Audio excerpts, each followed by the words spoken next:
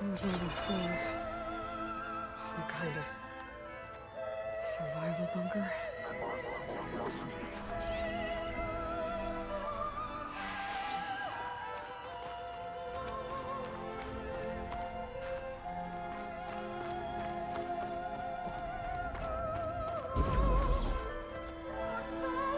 What is this? Just a few favorites from my collection.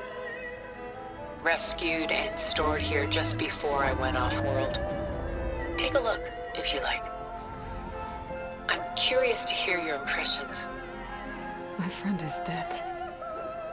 Beta and Gaia are gone, and you want me to look at old paintings? Don't be so quick to dismiss the comfort we can find in art, or the insight we might gain.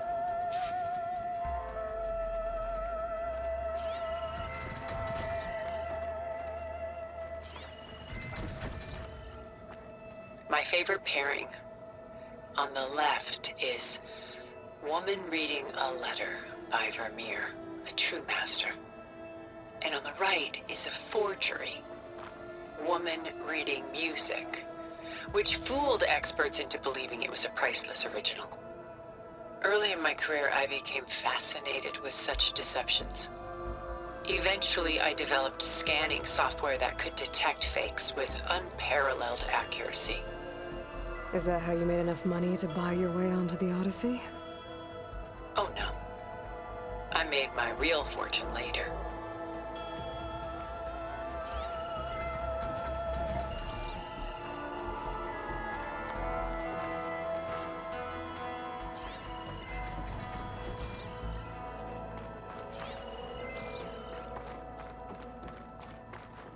Selene and Endymion. She's the goddess of the moon, whereas he's a simple shepherd. Beside her is the god of love, Cupid.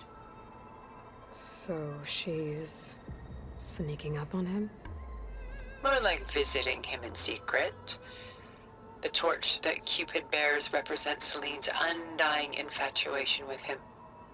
Though the two must remain apart, her love will forever burn.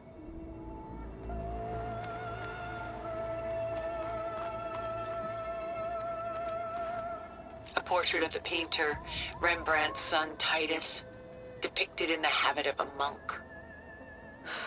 I don't get it.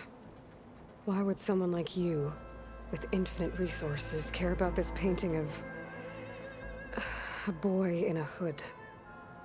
It's not the image itself, but the feeling it conveys. The face is bright and defined, but his eyes are downcast, heavy with misfortune. And the background seems to swallow all light. The painting is infused with a sense of loss. I guess I understand how the painter feels. Rembrandt's The Night Watch, by far the most famous painting my homeland ever produced. It was commissioned to honor a militia made up of influential citizens. I guess you must have been an influential citizen. In my day, but not as influential as you've been in this new world.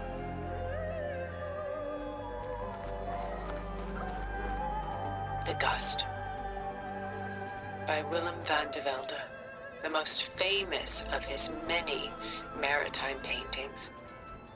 A ship crossing into the unknown. I guess you're familiar with that. Indeed, which is why I appreciate this composition in particular. Though waves and wind threaten to destroy the ship, it perseveres, clinging to the light even as darkness closes in all around it.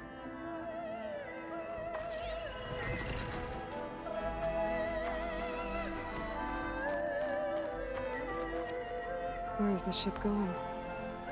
To a faraway land, most likely. My ancestors used ships like these to explore the world, sometimes at great cost.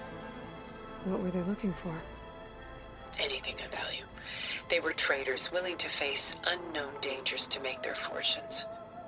But no matter how far they went, they always turned their sails home. So this Van de Velde only painted ships? It was his specialty, following in the footsteps of his father, Willem the Elder. The two had quite a journey of their own, taking them all the way to the court of a foreign kingdom. Did they ever come home? No, but eventually their lives work did. Take your time.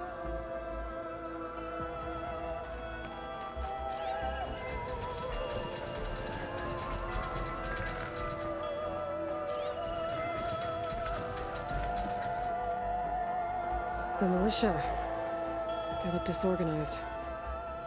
Where others painted such scenes in a stiff and stationary manner, Rembrandt chose to show them in action, preparing to march. He wanted them to feel alive. You can almost hear the commotion. Who's the girl in the painting? She's a strange one, isn't she? Bathed in light, though no one is paying attention to her. Many believe she's a symbol of the militia. A physical manifestation of their spirit, if you will. But she's not real? What's real in a painting?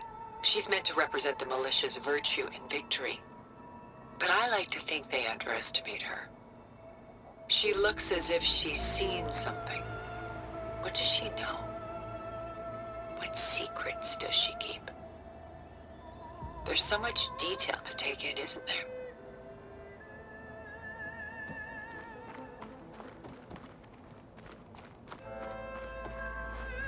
Works of art such as these can often cause us to look inwards at our own lives. I'm sorry about your friend. Had I been able to intervene, I would have. But the risk of losing you as well was too great. Everything went by in a blur. I couldn't get to him. You know, long before holograms and focus recordings, people relied on art to memorialize their loved ones. Because of works like this painting, their lives are immortalized. Rembrandt had 4 children by his wife. All but Titus died shortly after she gave birth to them. She passed not long after that. Titus became the only family Rembrandt had. Which is why he painted him this way. Indeed. Then tragedy struck again. Disease claimed Titus at 26. It's almost as if Rembrandt painted the future, closing in on him. Rembrandt actually painted several portraits of Titus, but this one has always been my favorite. It's honest. What do you mean? In others, Titus was portrayed in brighter, livelier states, but here, Rembrandt allows himself to express his true feelings. Sorrow, fear, hope, love, laid bare on canvas for all time. I see this one resonates deeply with you.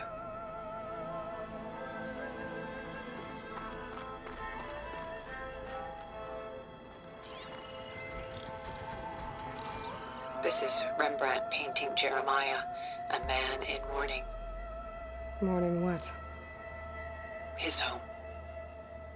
The ancient city of Jerusalem. He foresaw its impending doom, but could do nothing to prevent it.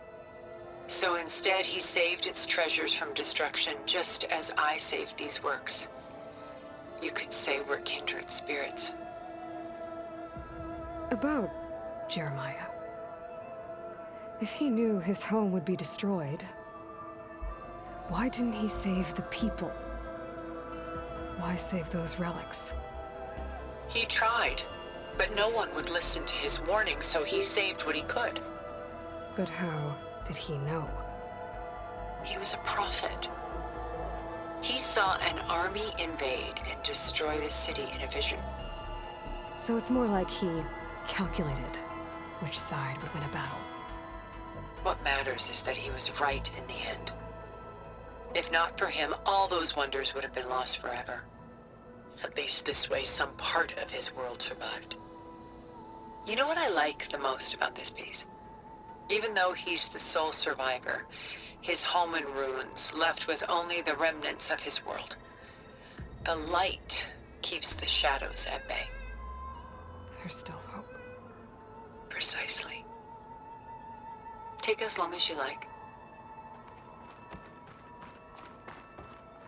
And why can't Selene and Endymion be together? Selene took a vow of chastity, promising to never take a lover. So when she fell in love with Endymion, she could only visit him at night while he slept. But then wouldn't she be breaking that vow? Think of it as a forbidden love. Though circumstance keeps them apart, still they find a way to come together, however briefly. Aren't Selene and Endymion cold? Perhaps we should move on to another piece. Shall we move on? Why do you keep the forgery? I've always enjoyed studying the two side by side. Both painters capture light, color, and perspective. But what makes one a masterpiece and the other simply an imitation? The forgery looks... sharper? Good eye. The details are crisp. The contrast bold. It tells us more, and yet we feel less. What's in the letter? Who can say? What does the painting tell you? She's... concerned.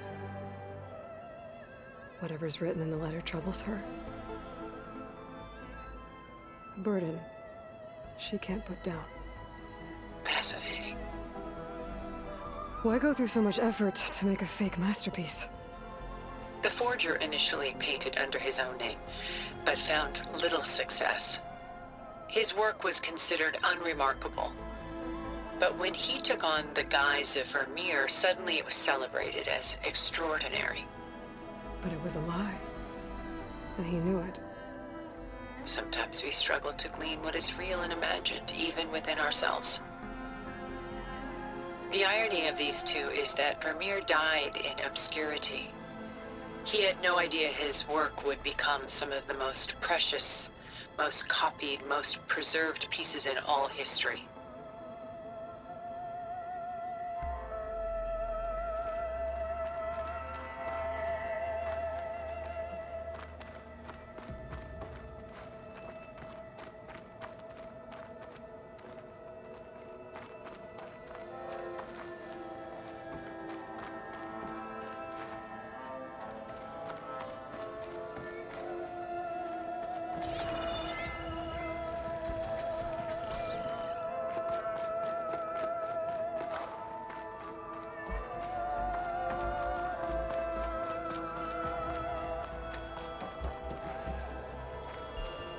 Stunning, isn't it?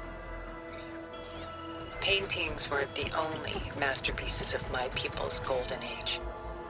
This is Van Vianen's Leaded Ewer, molded from a single sheet of silver. What was it for? How like Elizabeth you are. Function over form. Its practical purpose was less important than its meaning. Van Vianen created it in honor of his late brother, who himself was a famous silversmith. A memorial. Yes. Such beauty from sorrow. If this ewer was a memorial, how did you end up with it? As the Pharaoh swarm closed in, my homeland's greatest museum gave it to me, along with many other works, in the hope that I could preserve them. A masterpiece like this was too important to lose to history. I even considered bringing it with me off-world to ensure its safety. Why didn't you? I took a calculated risk. This vault seemed more secure than the unknowns of space. Besides, I thought someday I might return. A long life, after all, has its advantages. Now, lo and behold, here I am. Exquisite, isn't it? A lot of weight on his shoulders.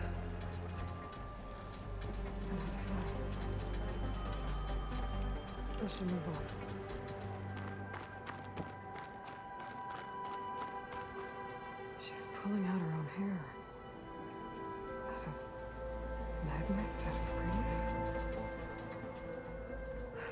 watch her suffer. As she move on.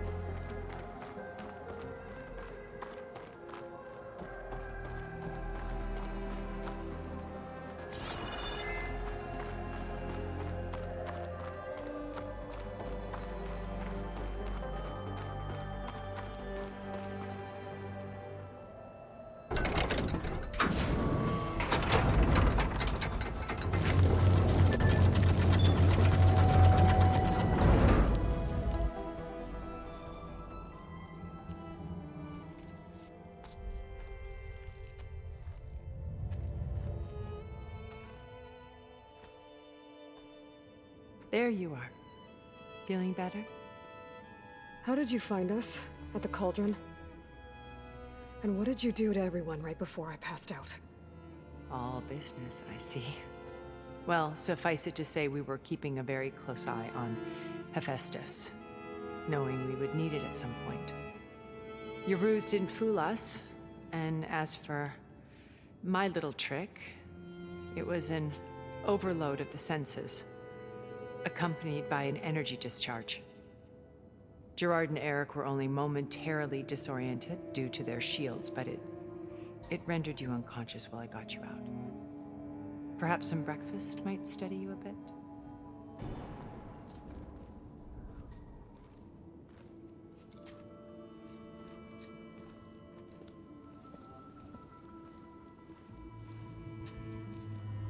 This was your house. The one you recreated for Beta, in the data channel you shared. How perceptive of you. Please, this way. After everything your people have done, you think I'm just gonna sit down and have a chat with you? They're not my people. They never were, and especially not now. You shot off into space with them, and lived with them for 1,000 years before coming back. So what made you suddenly turn on them? Quite simply, this. My old focus. You repaired it? But that means you've seen Incredible things. What you've accomplished in 2 decades of life.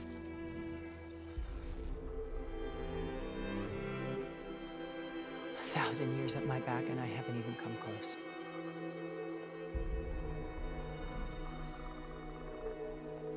I'm sorry if I invaded your privacy, but I had to. In order to understand.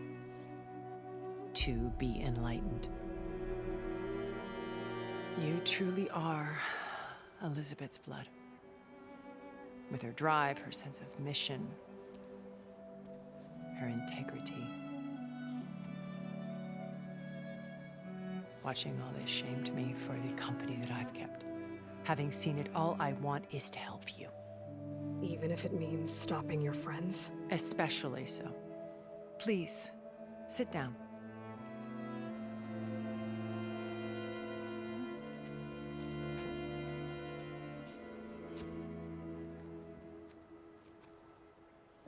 There. That's better. Now, we must recover Beta and Gaia at all costs.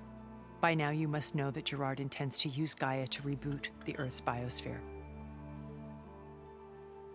Remaking this world to specifications that would only suit us immortals. This process will kill every living thing on the planet.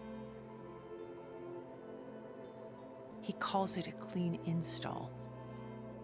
Not if I stop him first. Not if we do. And once he and the others are gone, we can work together to fulfill Elizabeth's dream. I'm sure Beta told you that there's a build of the Apollo database on board our ship. A complete collection of human knowledge. With that and Gaia, we could do everything Elizabeth wanted. Heal the biosphere, educate the people of this world, uplift them. Create the world she imagined. Let's not get ahead of ourselves.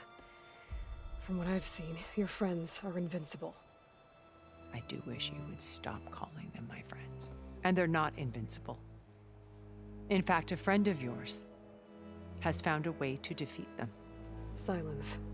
Oh, he's been a busy bee, building an army powerful enough to crash through Gerard's precious base. Yeah. Regala and her rebels. Even now, she's preparing a final march on the Tenakth capital. When she wins, she'll have the entire tribe under her control. Hundreds of warriors and machines to throw at the base. She's been duped. They'll all perish, of course. But it should be enough to break Gerard's defenses and allow Silence to kill him. Along with all the others. Using the new weapon he's developed. Yes, he's found a way to circumvent our shields. Truly an exceptional man. He's planned for everything. Except you and me. You see, while his army is battering down Gerard's doors, you and I will sneak in through a back way. One that only I know about. While Silence and my friends are busy battling each other, we'll take back Beta and Gaia. I told you I want to help you. I mean it.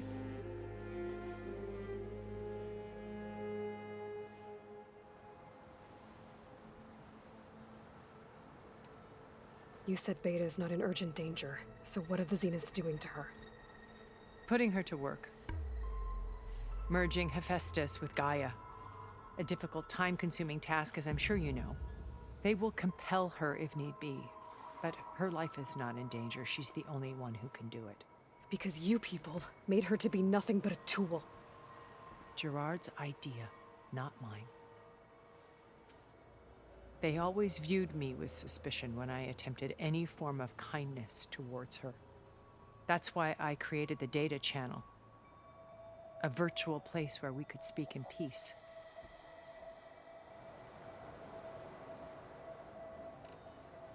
So this channel you shared with Beta, none of the other Zeniths ever found out about it.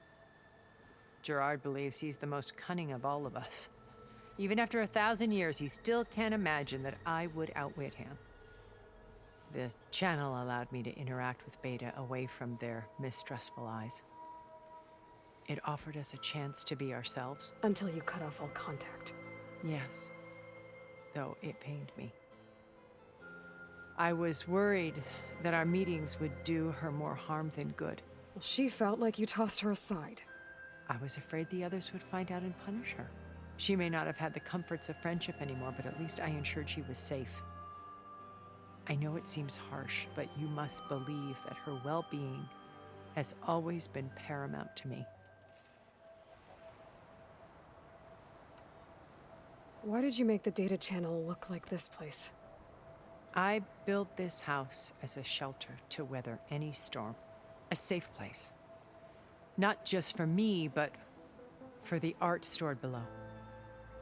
Cultural artifacts of incalculable value. Truly some of the greatest achievements of human civilization. And you wanted Beta to see them? Yes. Her upbringing was so cold and technical. I thought if she could experience Vermeer and Rembrandt, it would bring something else into her life. A heritage every bit as valuable as the scientific and technical data being drummed into her.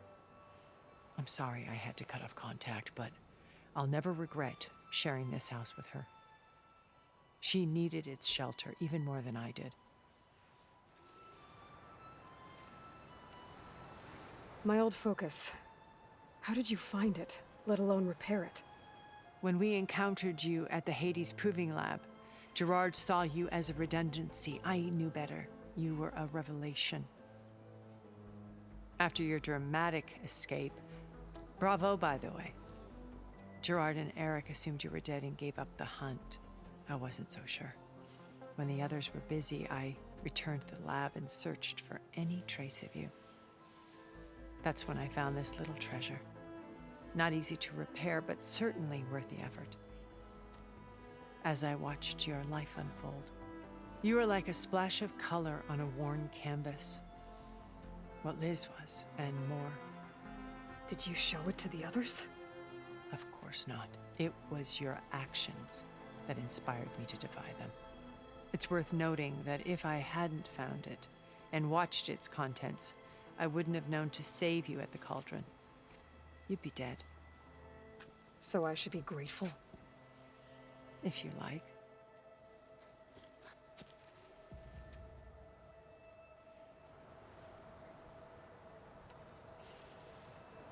So you know all about me. What about you?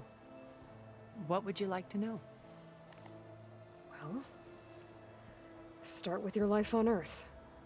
When I was 8, terrorists flooded my home city. Thousands drowned, my parents included. I was one of the few who survived. My guardian sent me to boarding school.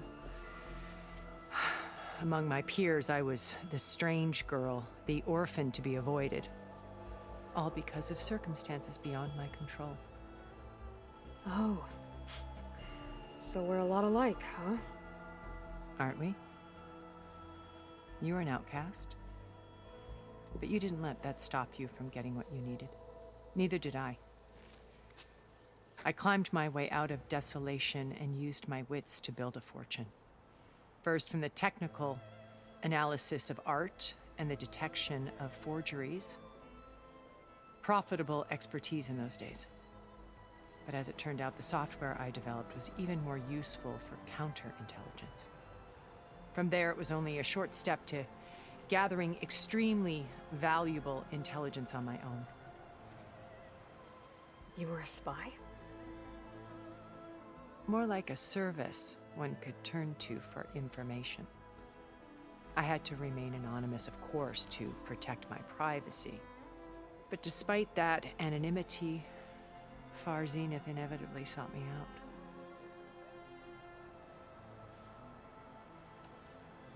What happened when Far Zenith approached you? They painted an irresistible vision of humanity's future. One where we need not fear illness or death, where we explored the furthest reaches of the stars and thrived. It was only later that I realized that they only intended to bequeath this future to the rich and powerful. By the time I finally figured it out, the walls were closing in, Pharaoh's machines were devouring the Earth. So I accepted Far Zenith's invitation to a berth on the Odyssey. I wanted Liz to come, but she had nobler plans, as you well know.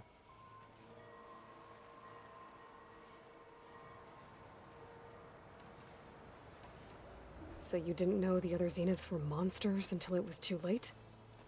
I knew some of them were, certainly. It wasn't until we were off-planet that I understood the true scope of their greed. I was grateful to simply be alive, but the others became obsessed with a kind of effortless immortality. They built a colony where machines serviced their every need, where any memory or fantasy could be endlessly savored in virtual reality. It wasn't life. It was stultifying, a pampered dream state. As the decades passed, I withdrew more and more, alone yet again, but this time with eons to consider my mistakes. Now finally, having met you, I feel like I have a second chance. To do what? Help you, of course. To fulfill Liz's dream, which isn't so different from Far Zenith's original vision. A better future for humanity.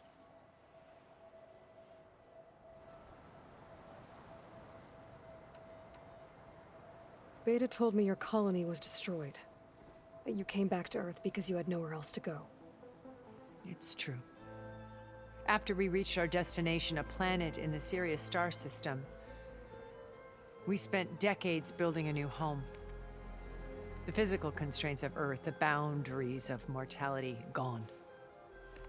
To think of what we could have done with it. It might have been a utopia. Instead, we stagnated, absorbed in effortless comforts and virtual realities. It took a cataclysm to finally yank us out of our stupor. What happened? a massive geological event. We knew of instabilities in the planet core, but we underestimated them. By the time the collapse was upon us, it was too late to stop it. Only a few of us made it to the ship in time. We set course for Earth, the only safe harbor left to us. Which you decided to make unsafe for anyone else. Not me. Gerard. He believes it's better to wipe the canvas clean than work around the smudges. No more primitive tribes, no more combat machines, only a blank slate to do with as he pleases. But we will stop him. All we have to do is get into that base.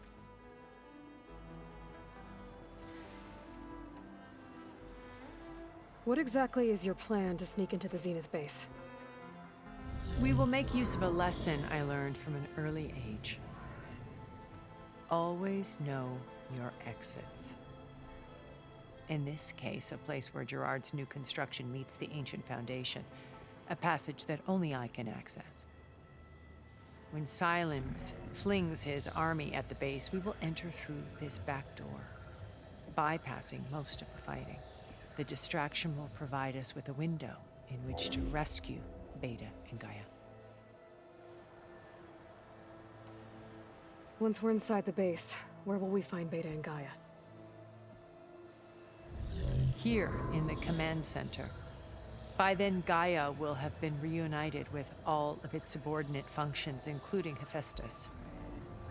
What about the alpha build of Apollo on your ship? A simple matter of recovery once the others have been dealt with. With that in hand, we'll have everything we need to make this world as it should be.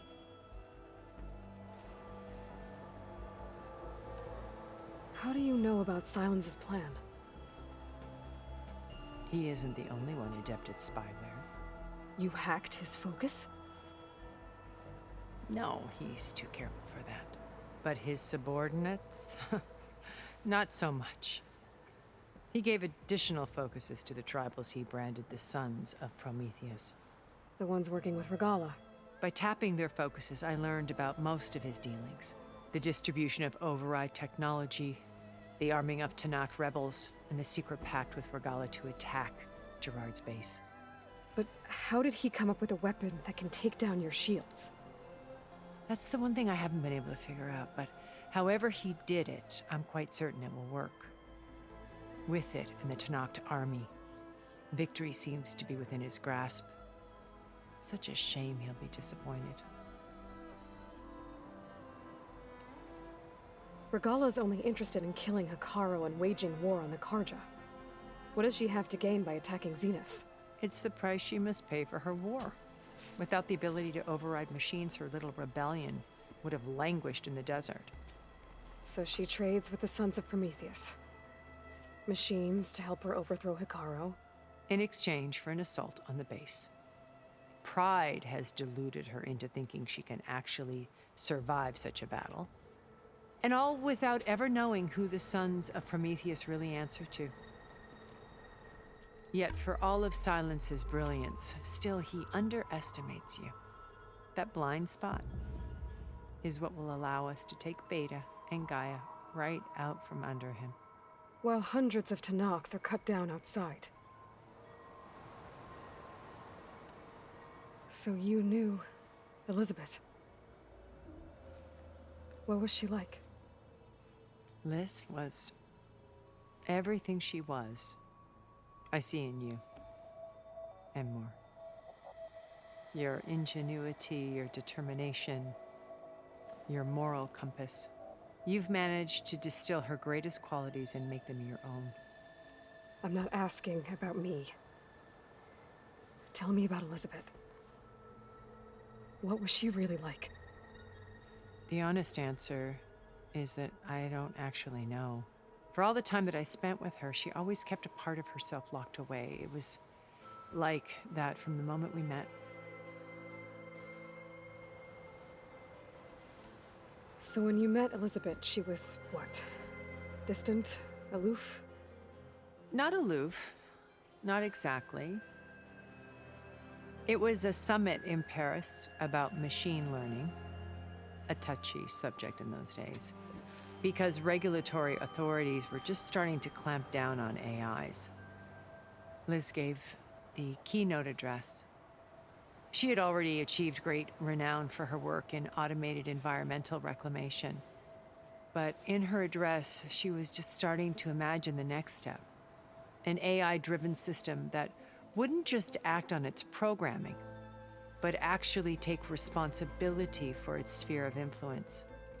To care about life, not just follow orders. Revolutionary stuff. I was fascinated. And I wanted to meet her for a long time. I watched her after her talk. She had spoken with such moral authority, such empathy. But after that, she retreated. I could tell she felt uncomfortable with all of her admirers. It was as if giving the talk had cost her something. I didn't want to be a pest, so I planned my approach carefully. So how did you finally approach Elizabeth after her talk? I picked the right moment. The morning of the next day, right as she came back to the conference, she had just had her coffee. She was fresh, rested. It was like she had braced herself for the onslaught of colleagues. I asked if I could walk with her, then put forth a question about her talk that I thought was intelligent. Her answer made me realize it wasn't, but she was very welcoming. Almost as if we were previously acquainted. It was only halfway through the conversation that I realized she knew exactly who I was. It was quite a shock to me. My business was trafficking in secrets, and I took great pains to protect my anonymity. So that was Liz, perpetually one step ahead. I came to view our meeting as a metaphor for our friendship. She always seemed to know me far better than I knew her. I guess I know the feeling.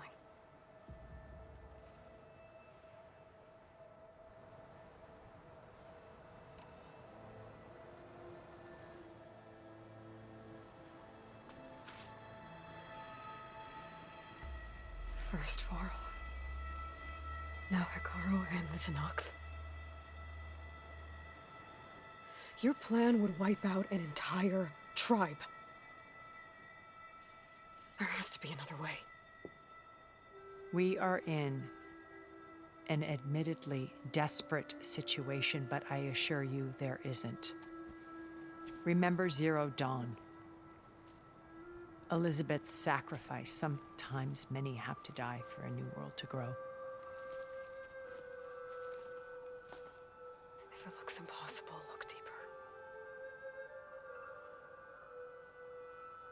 Wait.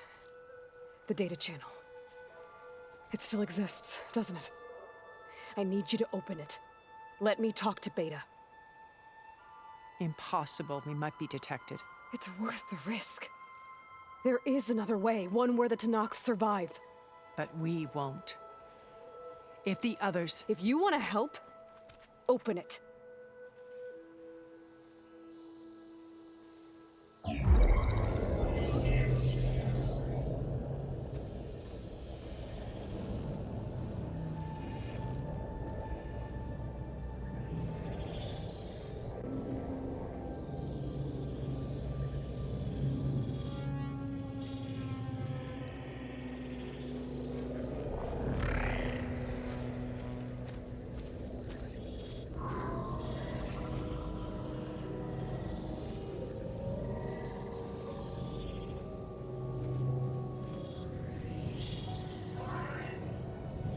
What are they doing to her? Virtual reality dissociation. The manual merge of Hephaestus will take hours upon hours of tedious micromanagement. If she resists the work, they run simulations to induce feelings of isolation and despair. Beta, can you hear me? You're alive. They're watching me. I can't hold up this extra projection for long. You should have killed me. No. No, look at me. I'm coming for you. I promise, okay? I just need you to hold out a little while longer and work on the merge.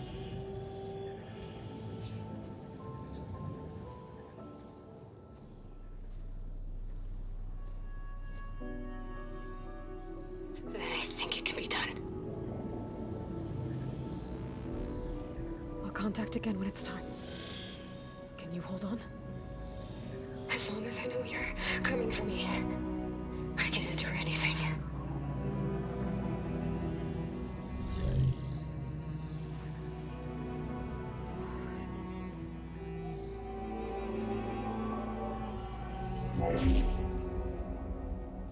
All right. I did as you asked. Now I think you need to tell me what you're planning. I'm going to take Silent's army away. I don't need it. Only the weapon he made to penetrate your shields. And how do you propose to get it? Ask him nicely? Without Regala and her rebels, he won't have a choice. We'll be his only option. Only option for what? What did you tell her? That is between me and my sister. Will be Silent's only option for crashing that base. I'll tell you the rest later. But first, there are a couple of things I have to do. Oh. And what are those? Lay my friend to rest. And then I'm going to use the override that Beta gave me at Gemini to put an end to Regala's rebellion. From the air. Wait. Since you insist on doing things your way, I know of something that will truly help you make a grand entrance with the Tenat. The ancient Horus Titans still possess electromagnetic energy cells as part of their arsenal. Drop one of those on Regala's army and they'll receive quite a surprise.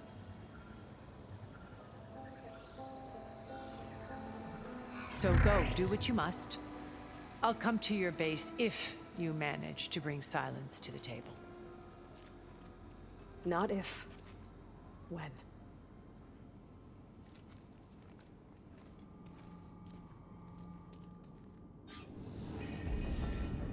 Erend, are you there? Aloy! Aloy, is that really you? Yeah, it's me. Where's everyone else?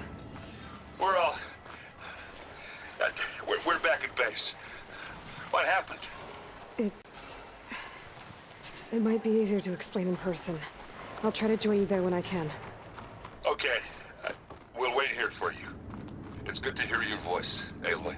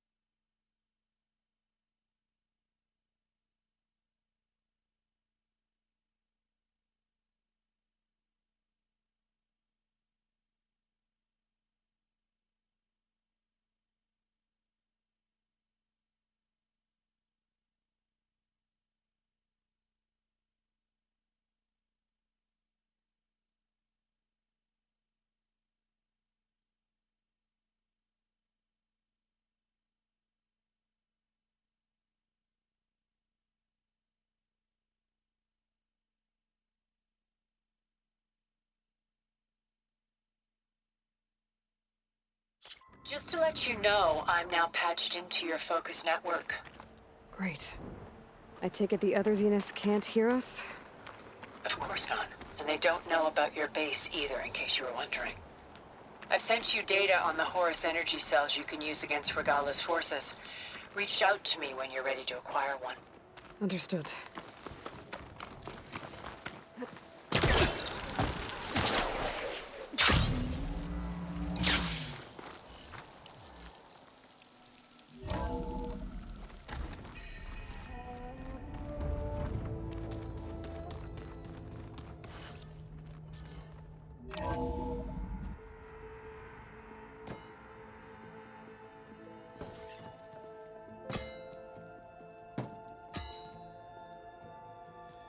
When you're wounded, you have to strike back.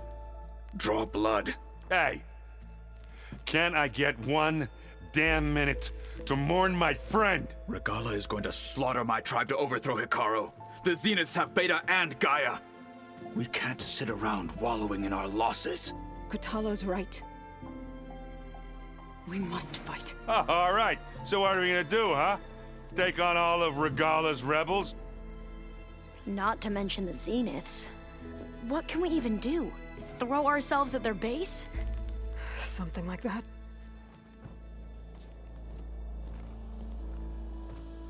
So...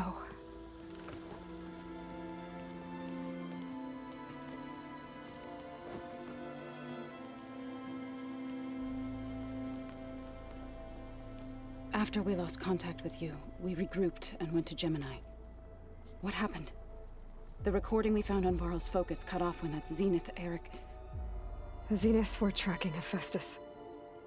When Gaia trapped it in Gemini, they knew where we were. After Varl tried to stop them. They took Beta and Gaia. I only survived because one of the Zeniths turned against the others to save me. One of them? Well... at least we didn't lose you too. So what do we do now? We're going to defeat the Zeniths. And get Beta and Gaia back. But first, we're going to stop Regala. How? Back in Gemini, Beta gave me a gift. There's something I need to do first to make it work, but it could put an end to the bloodshed. Word is, Regala's readying her army for an all-out assault on the Grove. I need to be there. I know. Go. Stand with Hikaru.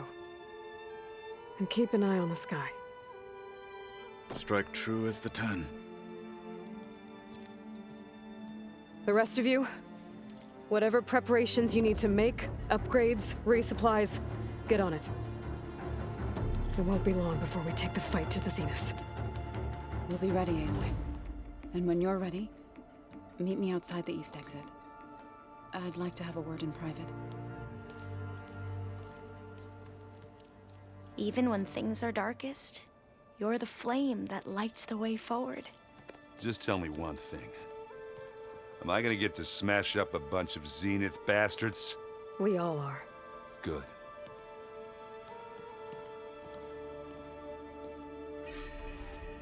Before I do anything else, I should check on Zoe. It sounded important.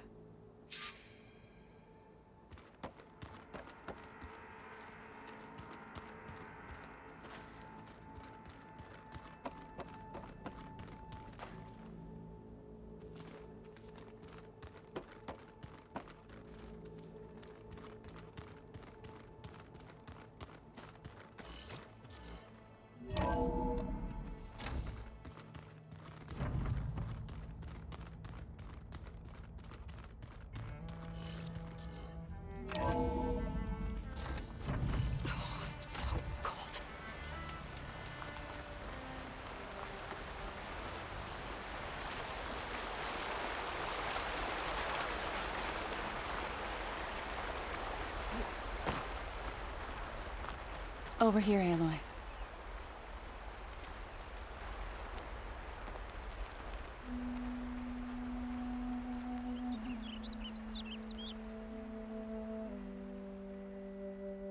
We would come out here to tend to the garden.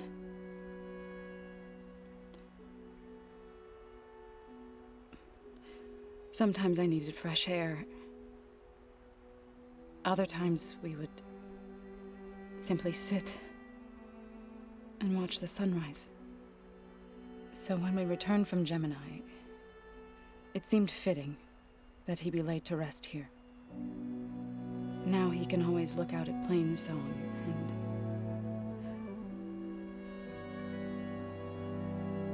further east, to the Nora sacred lands. He would have liked that. He often spoke of his sister, Vala. He said she used to gather her favorite golden blooms and tie them to her spear. Their mother called it useless, but Vala was stubborn. Yeah, she seemed like that. It wasn't easy. But I tracked down the flower. Gathered its seeds.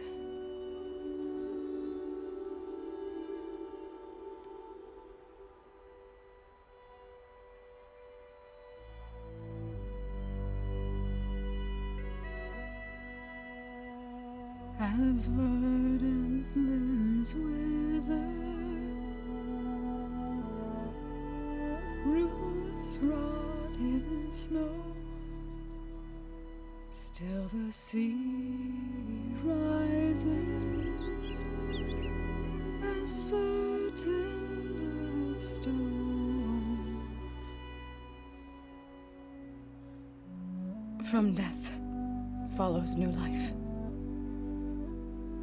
So it is with the land.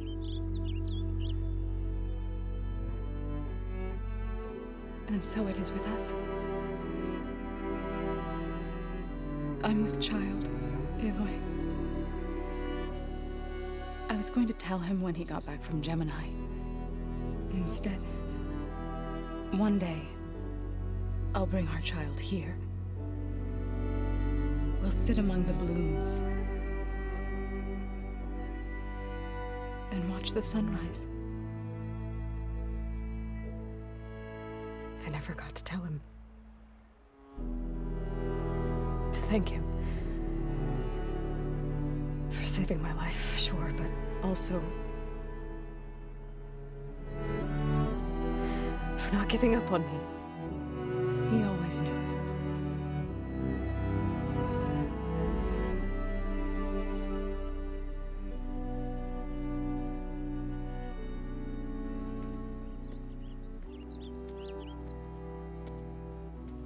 Goodbye, Varl. I promise to look after them.